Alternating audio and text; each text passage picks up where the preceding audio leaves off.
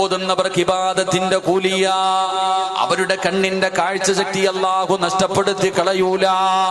അതുകൊണ്ട് എന്റെ പ്രിയമുള്ളവരെ, പരിശുദ്ധമായ ഖുർആനിന്റെ ഒരുപാട് ആയത്തുകൾ കേട്ടവരാണ്, ഒരുപാട് ആയത്തുകൾ പഠിച്ചവരാണ്, ഒരുപാട് അർത്ഥമറിയുന്നവരാ.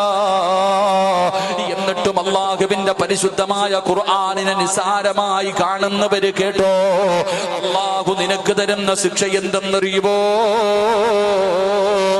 അല്ലാഹു തന്നെ ഖുർആനിലൂടെ പറയുകയാ, ഇനിയെങ്കിലും പരിശുദ്ധമായ ഖുർആനിന്റെ ആയത്തുകൾ കേൾക്കുമ്പോ ഒരു പേടി വേണേ, ഒരു ഭയം വേണേ, ഒരു ബഹുമാനം വേണേ.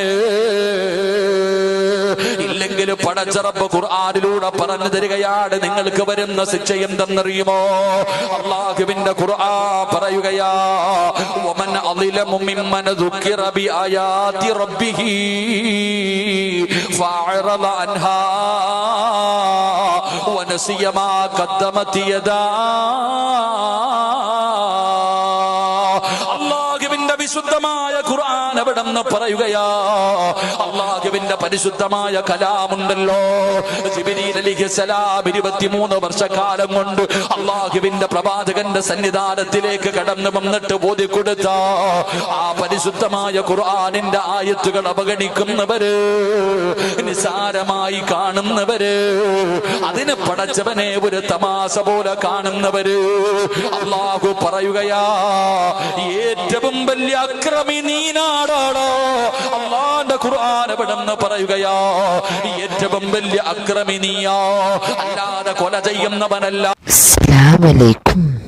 എല്ലാവരും പ്രാർത്ഥല്ലോ. ഇതെൻ്റെ യൂട്യൂബ് ചാനലാണ്. നല്ല നല്ല വിഷയമാണ്. എല്ലാവരും വീഡിയോ പൂർത്തി നോക്കണം. നല്ല നല്ല വാദമാണ്.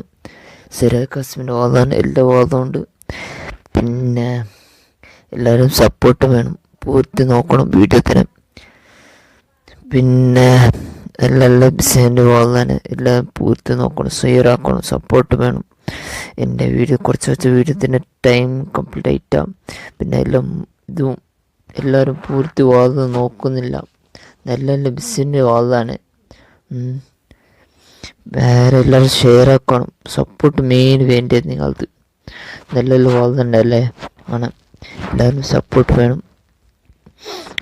വേറെ പിന്നെ ബെല്ലൈക്കൺ ഷെയറാക്കണം.